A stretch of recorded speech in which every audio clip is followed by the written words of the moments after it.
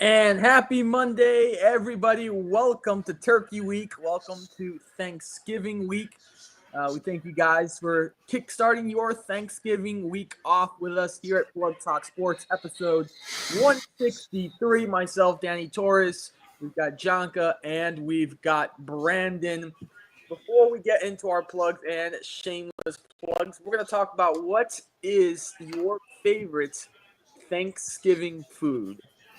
So, for myself, you're definitely going to have the mac and cheese. Mac and cheese is a must.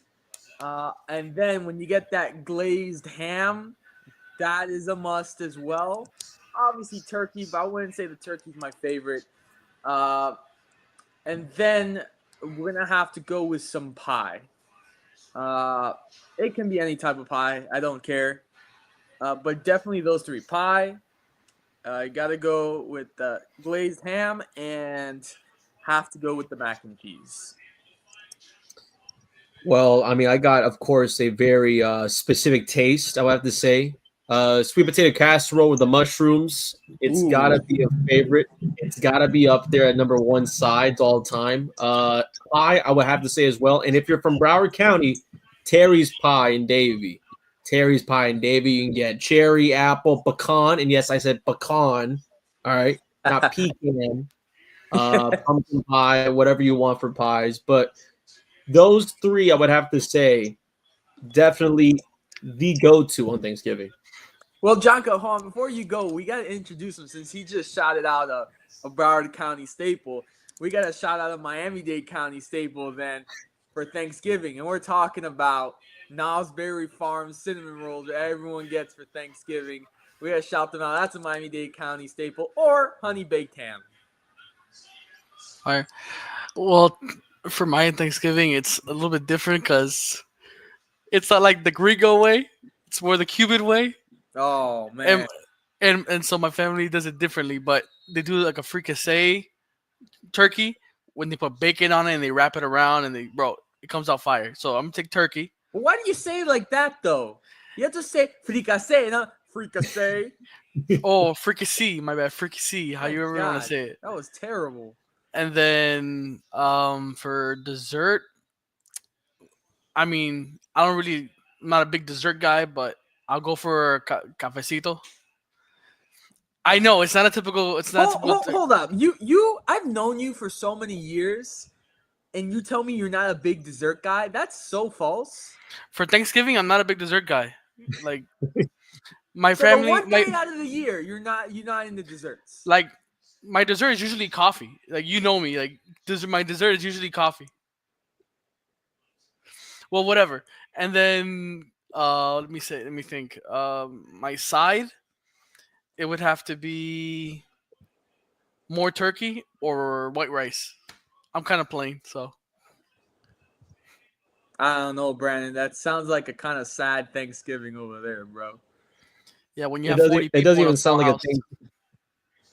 No, I get it. Cuban. I mean, again, I got a Cuban Thanksgiving, but it doesn't really sound like Thanksgiving food. I'm thinking more Boston market food when I think of Thanksgiving. You know what I mean? It sounds like they're having like December 24th food on Thanksgiving. Like, don't get me wrong.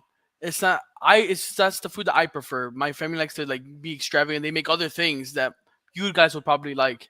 But if I'm gonna go for Thanksgiving, the one day out of the year that they're making turkey, buddy, I'm eating turkey, and that's what I'm gonna eat. You gotta have the turkey. Today's workouts for me with my trainer were all Thanksgiving themed. We had a strength portion to start off, and it was called Gobble Wobble. And then the actual main course of the workout was called Turkey on the Loose. So shout out to Ralphie. Yep, shout out Ray Shred. All right, let's start with good news. Brandon, here's with the good news. Well, this is actually going to be kind of segued into college football wise.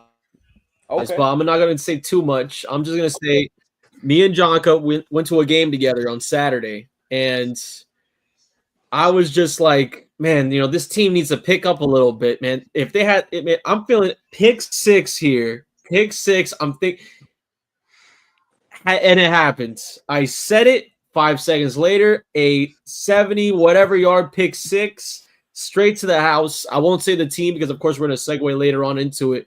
But it's probably I literally was jumping out of my chair, though, freezing in the air, got out of the South Florida cold. But it was probably the best call I made in a long while. I heard about this. Yeah, you took away my positive for the week, bro. Like, but still, bro, I thank God. The people that gave me the tickets, they were in the front row, and we were able to move down because that wind was ridiculous. My teeth were chattering. I was shaking. Brandon was like, "Are you good, bro?" It was getting intense. I thought we were gonna get a hoodie in the second half. I gotta save money. But when that interception happened, bro, after we were talking about like, yeah, we need something to happen. We really do need something to happen. Bro, the moment it happened, me and Brandon jumped up like we were like, I don't even know how to explain it. Like we grabbed each other, we're like, bro, we were crazy. It was awesome, bro. What in that moment, bro? Yeah. So Jonka, you're gonna use that as your me and him, me and Brandon were linked. All right. So for me, I talked a little bit about it last week about our volleyball team over at Barry. They'll be my plug of the week again. They are into the NCAA tournament. They're in the South region, and they are the number 2 seed in the South region. So I'm very excited for that. I have to shout her out. She's the GOAT, Diana Akapova from Russia. She is the GOAT. She won the Conference Player of the Year, back-to-back Conference Players of the Year, should I add. And she's just, I interviewed her. She actually got my eyes a little watery. It was senior day on Saturday, and she's a senior. And interviewed her after, and she was crying. And it got my eyes a little watery. But I told her, hey, don't cry yet. We got postseason to go. I mean, I get it, senior day and all, but we got the postseason. We gotta keep going here. So shout out to the girls. It's gonna be great. I think they really have a good opportunity to get to the championship game of the South region, and from there we'll see. It'll be a tough game if who I think is gonna meet us there gets there. It'll be a tough game, and then from there, I mean, if they get past the South region championship game and they win the South region, they're into the Final Four. So it'll be fun. So shout out to them. Bad news, Brandon. Bad news. I mean, it's hard to find anything bad from this week. I guess the one thing I would say, definitely going into work at 5 a.m. at 50-something degrees. Oof. It's supposed to get a little bit hotter, especially for Thanksgiving. It's supposed to be in the 80s from what I'm been hearing from some people. So it's going to change a little bit. But besides that, I got so many layers on. I mean, I'm wearing a hoodie in my own house right now, So I'm telling you, it's too cold. Jonka? Bad? Actually, I'm going to say this, bro. I mean, it's not nothing crazy, but our Panthers haven't been doing too good. Dude, I don't know what's going on. That's now 4 losses in a row. And we lost today 4-1. Yep. That's the 4th loss. I don't know what's going on. It's like ever since I bought that ring at the show a week ago, we haven't been able to win, bro. I might have to throw it out. I don't know what's going on. You are bad luck, bro. You are bad luck. Oh, now I'm bad luck because I mentioned it. You are bad luck. Here we go. Unbelievable. 4 losses in a row. Yeah, I don't know what's going on. I don't know what's going on with them, to be honest. And they're not losing. Let me tell you, they're not losing like by one. They're getting like blown out these last 4 games. Bro, I don't know if it's like because they're leaving open goals at the end of games when they could just like leave Bobrovsky in and just try to tie. At least I would rather lose by 1 than lose by 4. Jonka, I don't think that matters when you're losing like 7-2. I don't even think the open net matters when that's the final score. Oh no, yeah, I know that, but I'm just saying. Yeah, but I mean, the worst part about it, I mean, let's do a quick chime in. It's also Eastern Conference opponents like Washington right here. I mean, we're still one of those top teams in the Atlantic, but we just got to pick up the pace again. Yeah. For me, it's going to have to be, and I don't know if you guys heard about this. Drake is suing Universal Music Group and Spotify because he claims that they were trying to use Not Like Us by Kendrick Lamar to outshadow him and his music.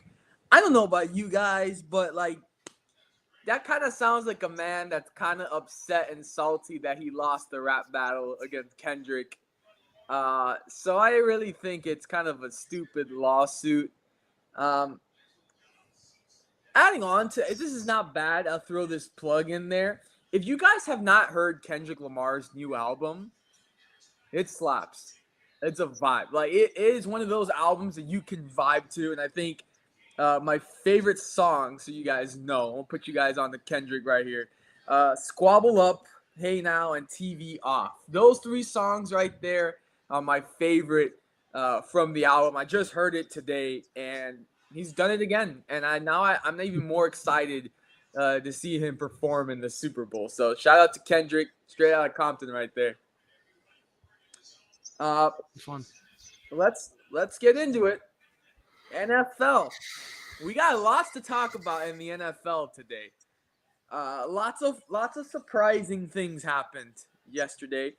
I will say right now the Ravens are in a battle on Monday Night Football. They're up 17-16 over the Los Angeles Chargers over at SoFi Stadium. It's a great game. I will say it's third quarter, nearing 2 minutes. It's a very good game. Harbaugh against Harbaugh. This is where the first surprise happens, gentlemen, and it's on the Thursday Night Football in the snow globe is what we call it. The Cleveland Browns, 24-19, upsetting the Pittsburgh Steelers. Honestly, I don't know what happened this week. There was a lot of upsets that happened. Obviously, I think the snow comes into a factor. And I also will say, who the hell advised the Steelers to wear white uniforms in the snow? It absolutely made no sense. But this one was actually a shocker, and it drops the Steelers to 8-3, and the Browns are now out 3-8. Care to comment on that one, gentlemen? I don't know, bro. Like, I was watching it at your house, and I didn't believe because it was 8-2 to 2-8, and then the Steelers were on a roll recently, so I just didn't really expect that to happen. But then I saw the score, and Browns had the lead, and I'm like, "There's no way this is happening. There's no way." And then it happened, and then now the AFC is getting tight, bro. It's getting tight. It is. The Dolphins trying to make a run, bro. I mean, the Chargers are looking good. The Ravens are falling a little bit, but they're still trying to fight. I mean, the Cincinnati could still make a run. They're like 2 games behind. Like, bro, this is getting intense. Like, this is really good right now. I'm loving this. Next game, and this is the one I want to talk to you guys about, and that is my Dallas Cowboys defeating the Washington Commanders. Jonka hyped up Jaden. I'm not taking away. He's still a great player. Hyped him up a lot. But the Dallas Cowboys entered Washington, and they beat the Commanders. It was a weird game. There were so many crazy things that happened, like Kevontae Turpin dropping a kickoff, turning around, picking it up, spin move, takes it all the way to the house. There was a missed field goal. There was an onside kick gone wrong that was taken back to the house for a touchdown. The Cowboys, honestly, the run game, much better, looks more established once they decide to put Rico Dowdle as the starter. Cooper Rush looked a lot more comfortable at the quarterback position. And gutsy win. I mean, gutsy win for Mike McCarthy's Cowboys and my Cowboys.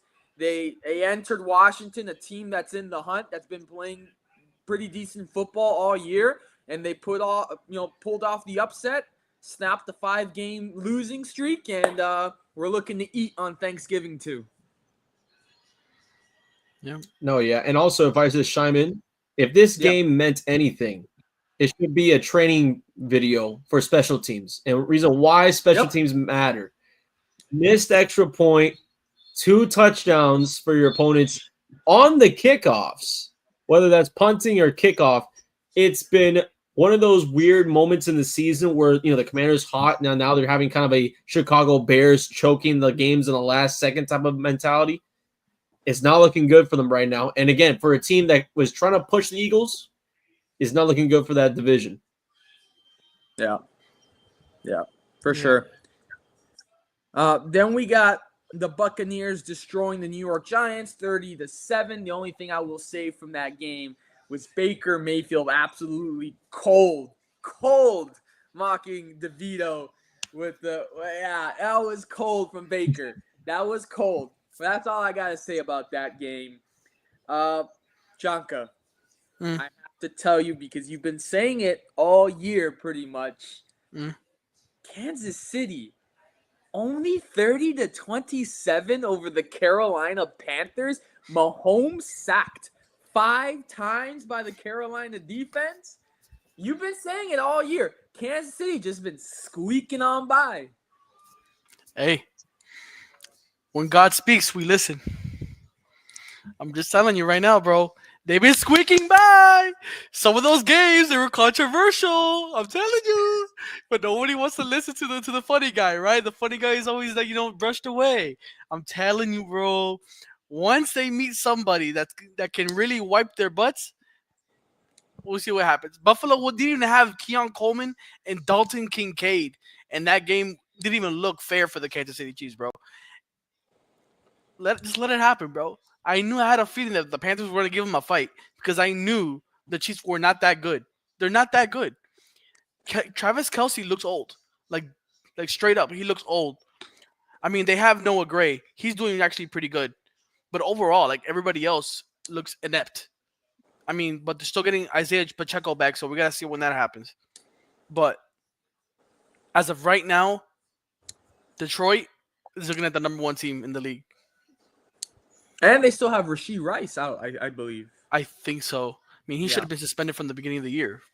But, you know. Yeah. Now I need you two gentlemen to chime in on this one from both of your sides' perspectives. Not much of a side, I'll tell you that much. The Miami Dolphins annihilate the New England Patriots 34-15. Which one of you want to go first? The victor or the loser? Loser can't speak, so. Oh, geez. Go ahead. Well, I guess I'll go ahead, but the Miami Dolphins improving to 5-6. The Dolphins blowing out a very much one-sided victory against New England. But I think the biggest thing about it was second-time meeting, and the biggest difference, the starting quarterbacks, Brissett, Huntley. Now we have Tua and Drake May. Drake May, again, has definitely progressed. The team has definitely gotten better since he's taken over that starting job. However, definitely struggled against this Dolphins defense, was intercepted a few times. And quite frankly, you look at the Dolphins offense, 24-0 to really open up the game. And this was getting Waddle involved, getting Hill involved. Devon Achane had 2 touchdowns in this one. Yep. Tua Tagovailoa 3 touchdowns through the air raid. And I believe he was nominated for Air Raid Player of the Week or something like that from the NFL earlier today. But for the Miami Dolphins, this means you push the win streak into a hot streak going into Thanksgiving Day. So great day right there for the Dolphins offense. And honestly, for the defensive side of things with Anthony Weaver, he's definitely turned things around. Ever since the Arizona Cardinals game, he's definitely turned things around defensively in the secondary. I love the team, how it looks like right now. Again, we can't just, say, oh, Dolphins should be making the playoffs anytime soon now. Denver is still in the way. So we have a lot to talk about for Dolphins later on this season, but big win right here. Yeah, NFL did name the Dolphins one of the hottest teams in the league right now with the way they've been playing. Jonky, you got anything to say for New England? I mean, I kind of expected it because I just knew that our offensive line this whole season has been absolute dog water. And they leave Drake May to get set, like they leave him in the open just to get sacked or make him throw away or put the ball in harm's way. Our defense looked like they didn't know what we were doing. Our offensive line kept getting false start penalties, illegal formations, holding. I don't know what Gerard Mayo is doing with this offense, but when we had Bill Belichick, we were one of the least penalized teams on either side of the ball. And all of a sudden he comes in and we don't know how to run the offense or defense. I'm saying this right now. If let's say at the end of next season, this continues to happen, I don't see Jerron Mayo continuing being the head coach. I'm saying it right now. Okay. You can't give your brand new rookie starting quarterback that bad of a performance on the offensive line and not hold anybody accountable. It's Yeah. ridiculous. Yeah, and I mean, let alone the penalties in the first drive. There's 3 flags on the offensive line for the Patriots. Bro, like So Drake May wasn't doing that bad. He was like going down the field, and Antonio Gibson had a pretty solid day, but it was just false start, back, false start, back.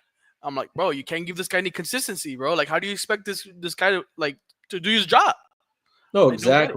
exactly. I honestly believe that. Again, I do believe also Mayo should be gone from the head coaching position. They need like an actual head coach, not like a former player just turned in. Like they're not trying to do like a Houston Texans thing. They need a guy that's definitely has a resume. So they'll find something in the offseason, pretty sure. Brandon, are you liking Miami's chances on Thanksgiving going into Lambeau Field? Well, it's going to be snowing probably. No, yeah, and actually the funniest thing about it, because you talked about the Steelers wearing white against Cleveland, the Miami Dolphins will be wearing their throwback white jerseys in Lambeau Fields. And again, we're talking about 22 degrees. We're talking about snow is most likely going to be on the forecast. And again, maybe they clean up the field, right? This is the NFL, this is Lambeau. They know exactly what's going to happen in November, December. But Dolphins wearing white, and the Dolphins, they don't look good playing in the cold in white game. My apologies, in snow white games and white jerseys. So I'm telling you right now, the Dolphins with Tua Tagovailoa with games below 40 degrees, he has not won a game in a location below 40 degrees in his career in the NFL. Now, again, that could just be the competition he's faced, most likely Kansas City or the Buffalo Bills in those type of temperatures.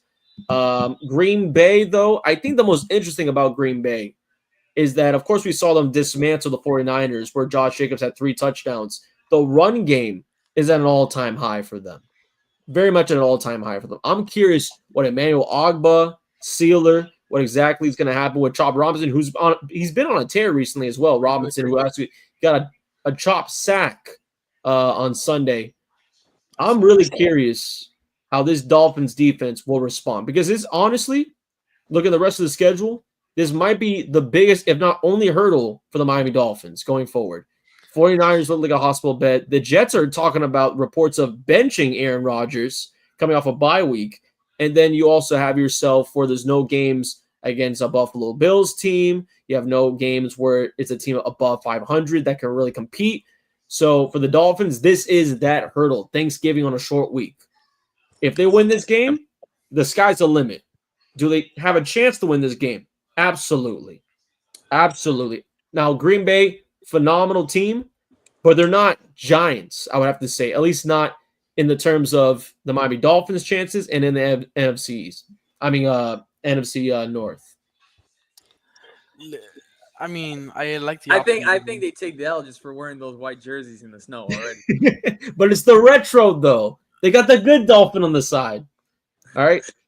Me personally, it would be nice to see the Dolphins actually win a game in the cold, but for this Thursday, I don't really expect that to happen. But I will say though, the Dolphins play the Jets twice.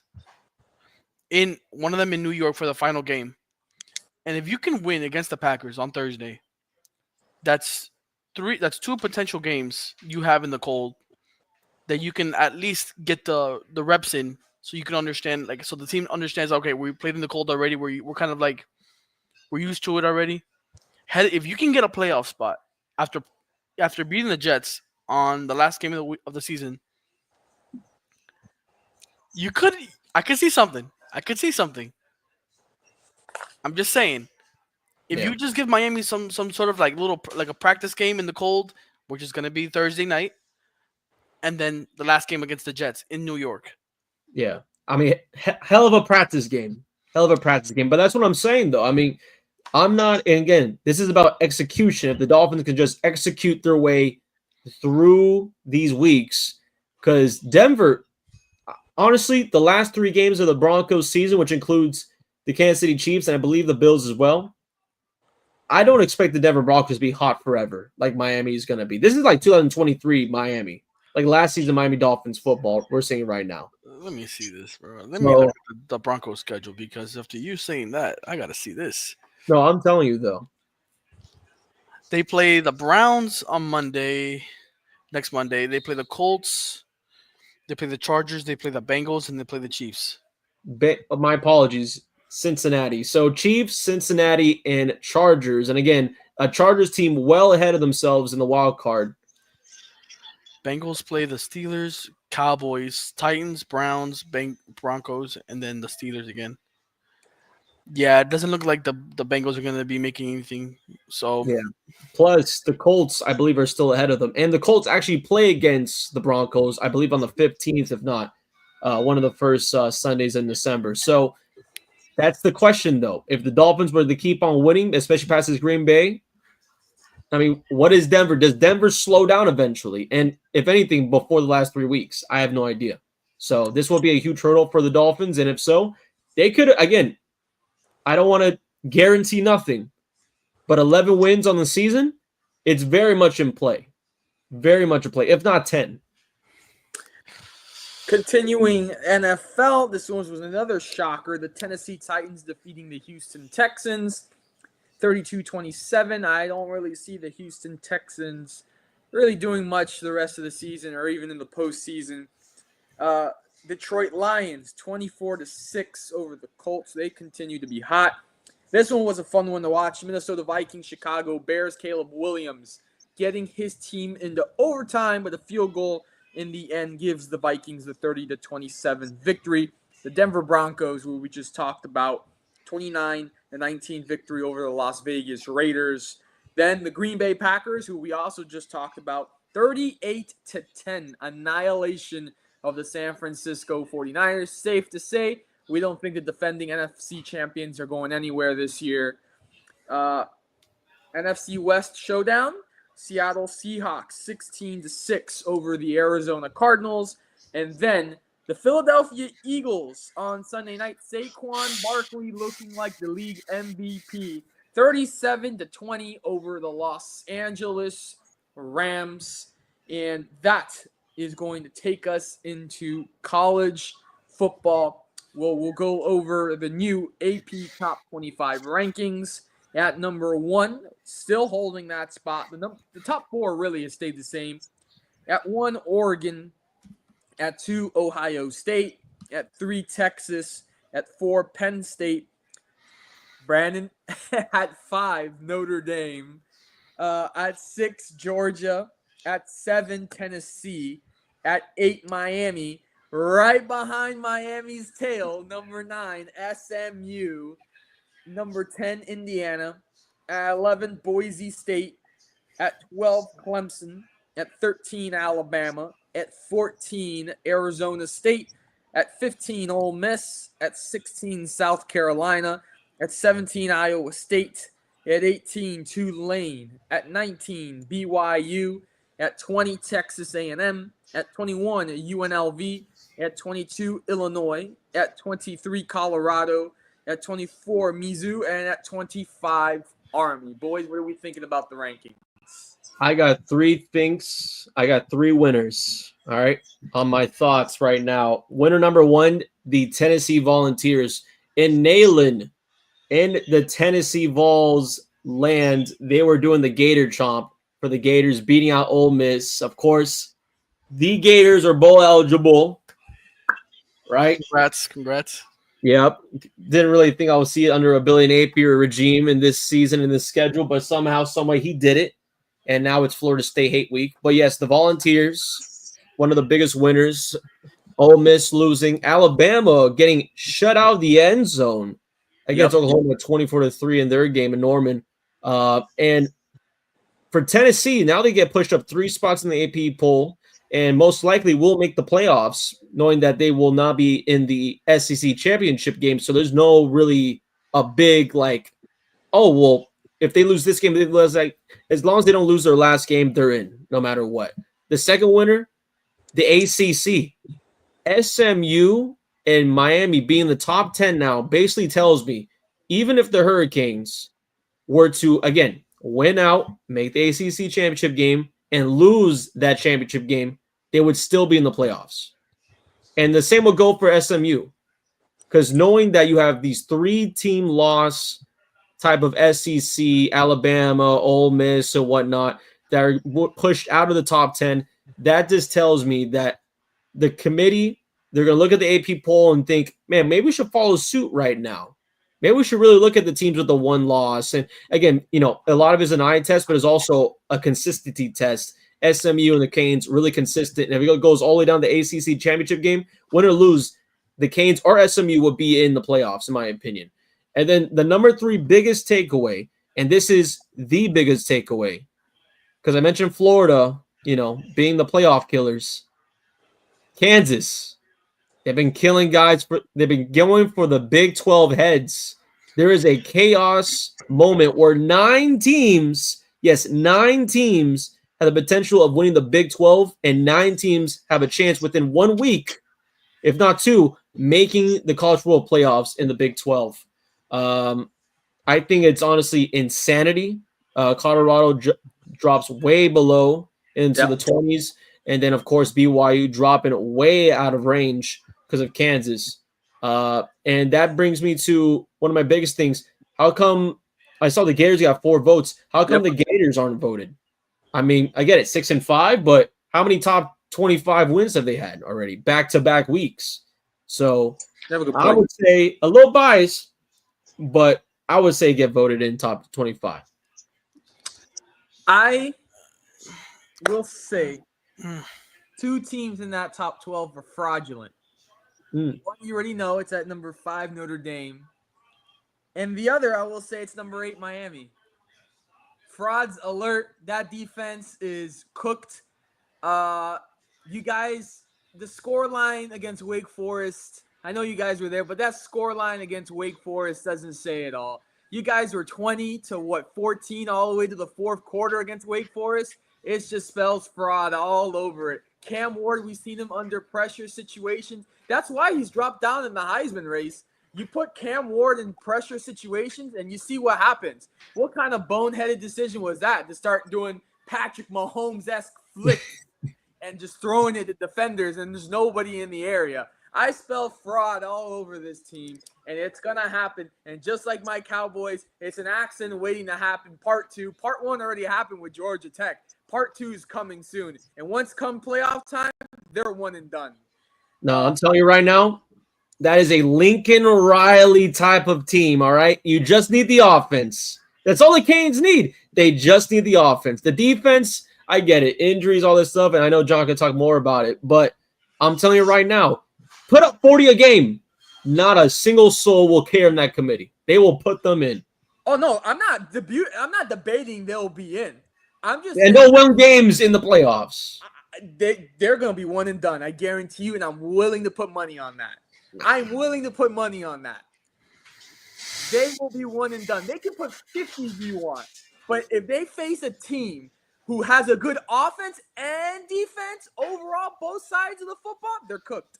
Look, teams have bad days. Look, Georgia's defense is more fraudulent than their offense. But again, that could be any team. The Canes, again, don't have the best defense right now in the sense of their standards. But it's the playoff time, man. It's getting close to it, man. It's anyone's game. They may not even make it out of the conference championship game. SMU could get – I'm not saying they're going to lose, but SMU is going to give them a good test for sure, 100%. But definitely in those rankings, Notre Dame and Miami are my frauds. I don't know how I feel about 12 and 13.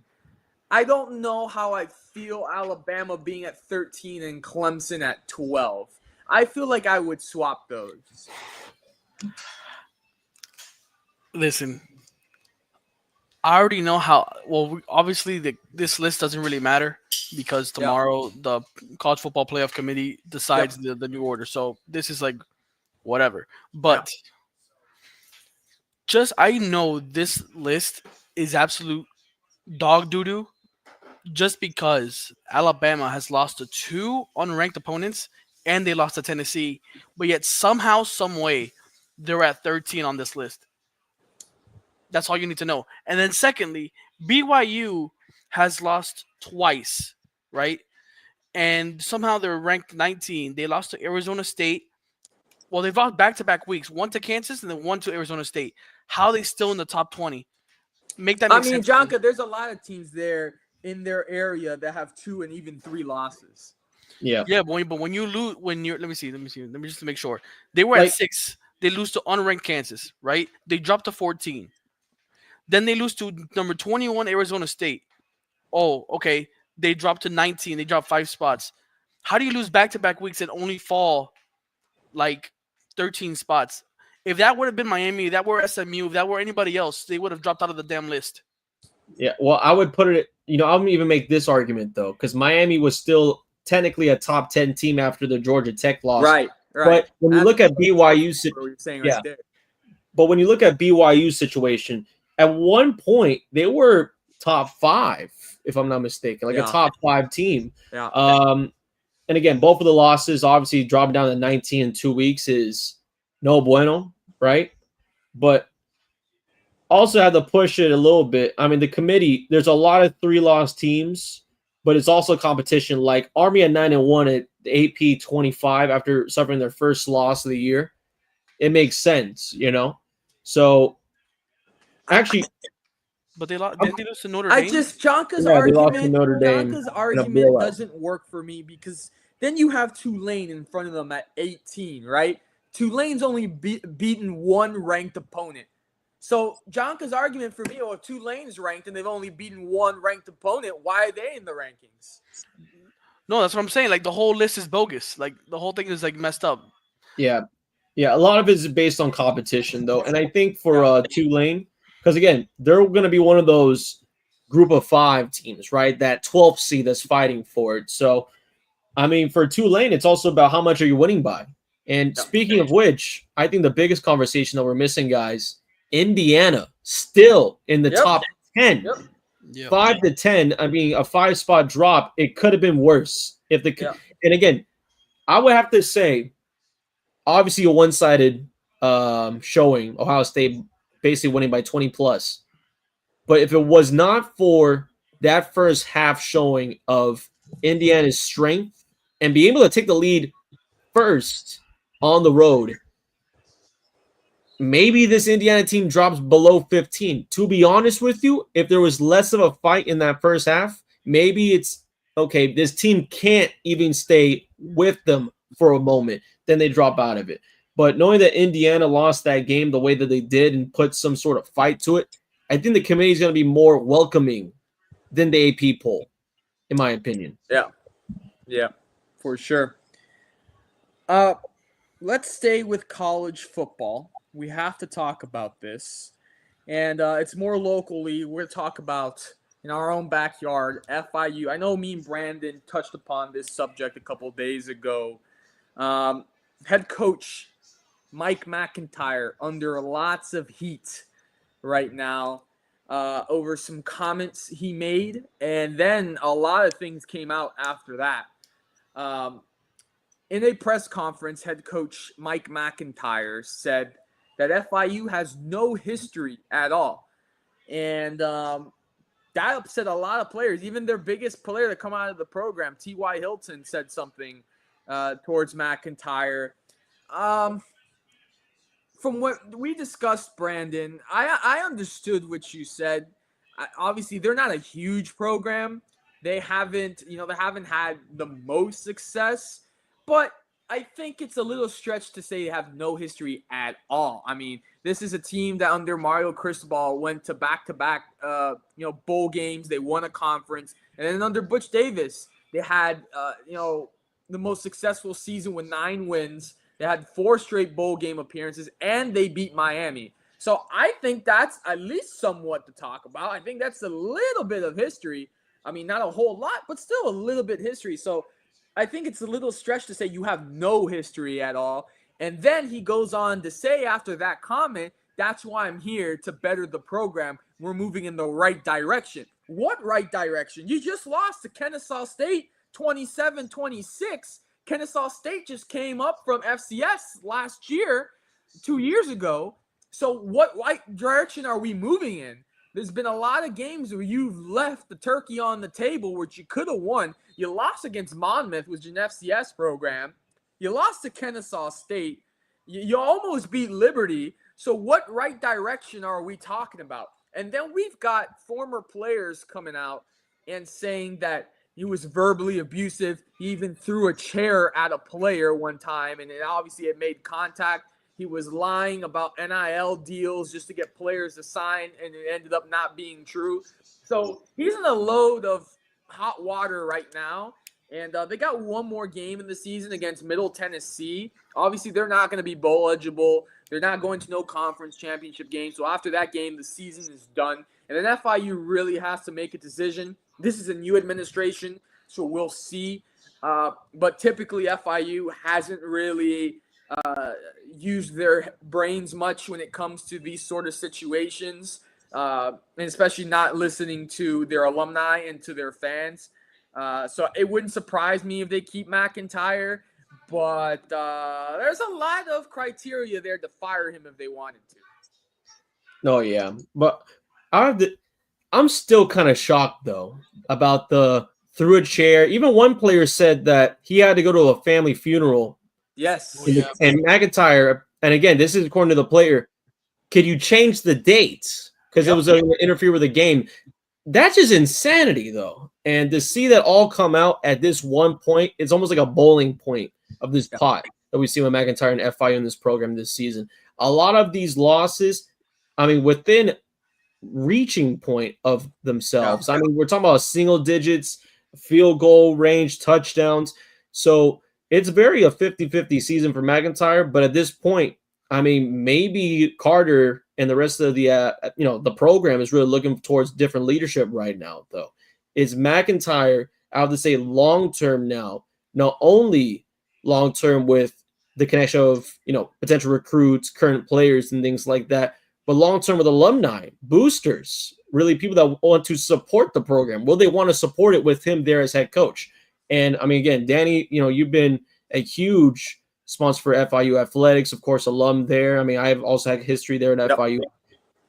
Personally, I don't know how you feel, but I feel like a change would be much needed, either from not only a standpoint of the future of the program on the field, but also off the field. For me personally, I look at numbers and results, and I just don't see it getting better. And look, marketing and social media and all this is great, but you still at the end of the day need to win ball games. And I think the focus, and I'll back up Sage Lewis here, a former player. He said, I think the focus has been more on new field designs and new uniforms more than actually winning ball games. And when you look at it, it's true. And again, I pay attention to the numbers, and I disagree with Coach McIntyre. I don't see the program heading in the right direction, especially when you're losing games against Kennesaw State. So for me, yeah, I think that change would be much needed, and I would really, as someone who was part of athletics for 2 years, and as an alumni, would really appreciate a good, thorough search process for a qualified head coach to take over this program, because this program has so much talent that you can recruit to it. We saw it under Butch Davis. It can be done. We saw it under Mario Cristobal. It can be done. It just needs to be the right man to do it. So that's how I feel about it. Yeah. And I mean, also from what you said right there, the idea of we're more focused on field changes, helmet changes. He might be right. We've had some Blazers, Miami Vice, the FIU, the veteran jerseys. Yeah. We have more field changes than wins this year. So for FIU, I think the focus definitely needs to shift away from, I mean, as I said before, the marketing, because 200 fans, they're not going to be selling out that crowd in whatever Vice you got. Yeah. Jonka? Yeah, like I had a feeling, bro. Once we were losing too much, bro, and then that loss to Monmouth, I kind of had a feeling we were on a downward spiral. And then, I mean, we were kind of close with FAU at the beginning of the year we were at your sister's wedding. Yeah. I was just like, okay, I see something. I mean, it was a close game, 17-15. Yeah. I'm like, all right, I can see it, McIntyre. But then it ends up being a blowout. Yep. And then the loss to Monmouth, and then obviously this Saturday we lost to Kennesaw State, who was 1-9. Yeah. 1-9. After all that debacle, he couldn't have just said this after the season. You couldn't have said this like really like legit. Why do you have to say that now? When you obviously needed some sort of motivation when you lost. I forgot who it was. It was Jackson State. Yeah. Why do you? Where is this? Like, there's no motivation on this team, bro. I feel like they gave up on him during that Kennesaw State game, bro. I feel like they honestly just like, you know what? Okay, we have no history. We're basically nothing. All right, bet. All right, we're just gonna just go out there, play some football, and just lose just to get you fired because we don't want you in here anymore. You're lying about our money or our NIL. All right, bet. I'm out of here. Now, just No. imagine how many kids are going to enter the transfer portal, going to go to FAU, going to go to whatever other college they want to play for because they're not going to play for this guy. If I'm FIU, you fire this man before before the boat sinks fast. And I mean, it will sink fast if you lose all your players. And if FIU keeps them, their credibility is out the window.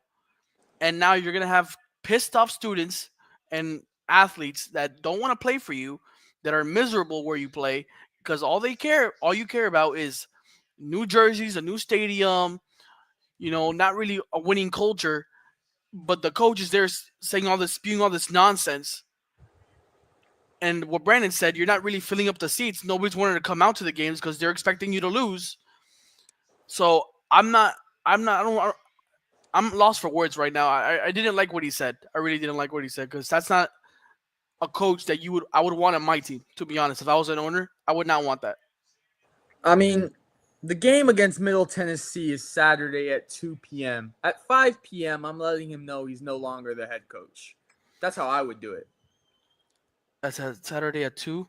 At 5 p.m., I'm letting him know, hey, thank you for your endeavors. Good luck in your future. You're no longer the head coach here. I am letting you know right now, since the Kennesaw State game was 27-26 and Kennesaw was 1-9, Middle Tennessee is 3-8. Same record as FIU, 3-8.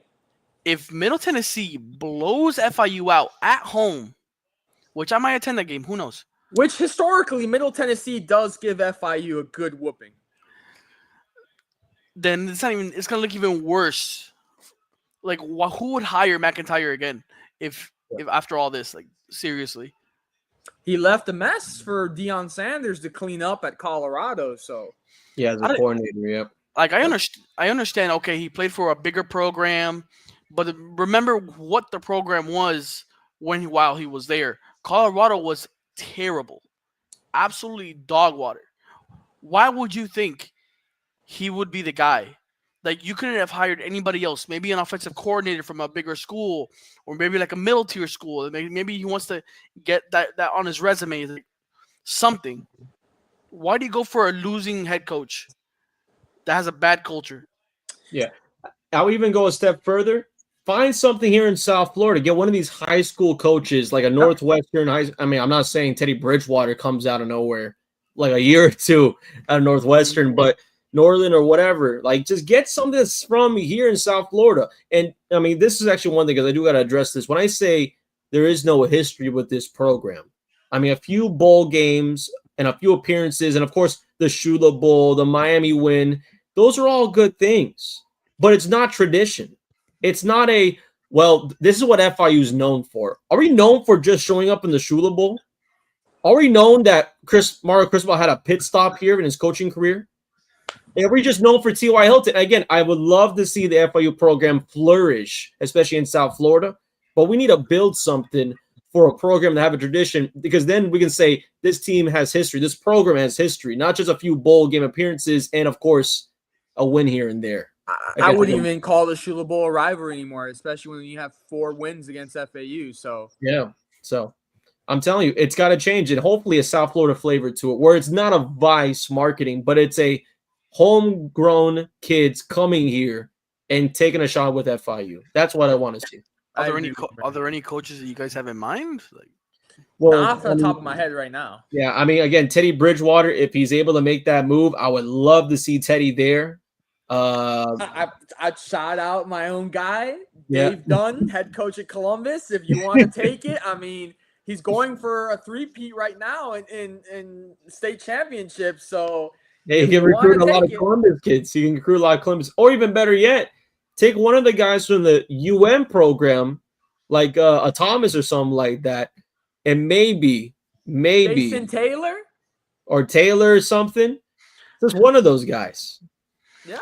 I mean, FAU is trying to go for Ray Lewis, so I mean, maybe go for Ed Reed if you can get Ray Lewis. I mean, It's Ed Reed possible. failed at Bethune-Cookman because Bethune-Cookman didn't want to give him a field or even cut the grass. So, so just imagine, bro. At least having like, if you're gonna have a whatever offense, at least have Ed Reed that's gonna make your defense solid to keep you in games, and then Exactly. work your way around to finding an OC or something like that. Maybe that can work. Yeah, exactly. A hometown kid, or whatever, he has that connection. Recruiting will be huge in that point. So talking about coaches, this has to be, I'm telling you, this has to be, it left me scratching my head for a couple hours because I just didn't really understand it. Inter Miami is set to hire Javier Mascherano. You ask, who is Javier Mascherano? You guys that know soccer? No. Played in Argentina, was Messi's teammate in Barcelona. This is a hire for me that doesn't bring any seriousness or validity to the club. This is becoming the Barcelona, Argentina, and Messi and Friends country club, where we're all coming down to hang out at Chase Stadium, sip a couple margaritas, and oh, by the way, maybe we'll go for an MLS Cup while we're at it. This guy has no coaching experience except from coaching the Argentina U20 national team. Great, you've coached 20-year-olds, but no club experience, no national team experience.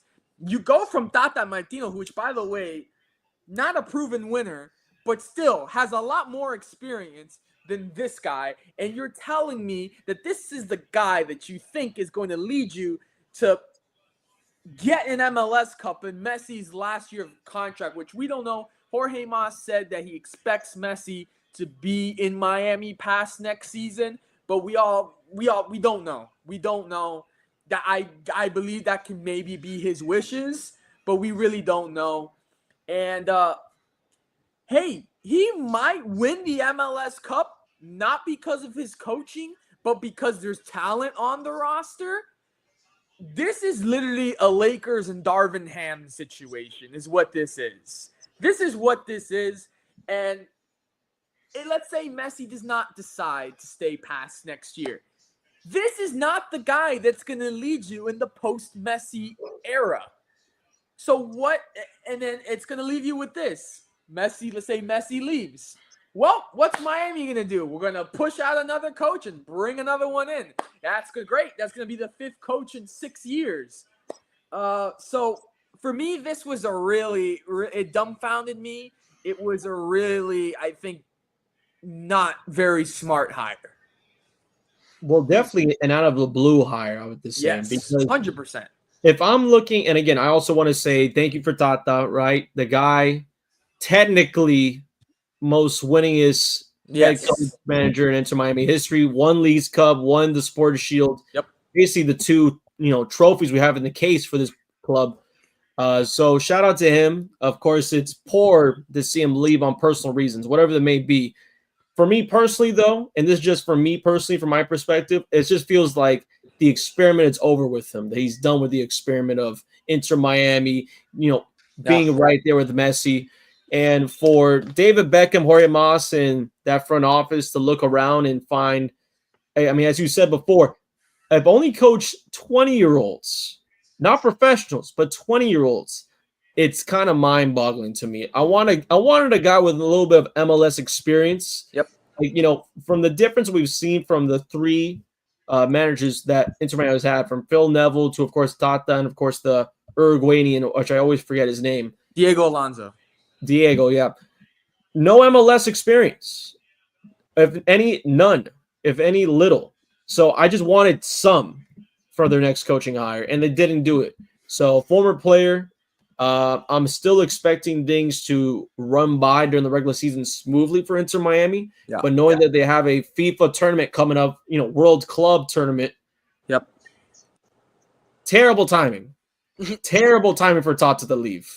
Yeah. So honestly, I wish he stayed a little bit longer to see this out. And who knows if Tata will even have an experience like that again, playing as a Western Hemisphere team in a club tournament like that. But this will be a big change for Inter Miami. I don't know how defensively this will change Inter Miami, knowing that we're going to be swing away from a Tata mindset. Maybe this will mean more Messi time with Suarez and maybe less of Campana, which I'm very afraid of because I love Leo Campana.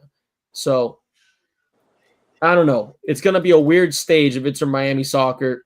I'm more afraid of the guys who've been there for a long time compared to Messi staying there for a long time, in this case with his move. Jonka? How do I say this?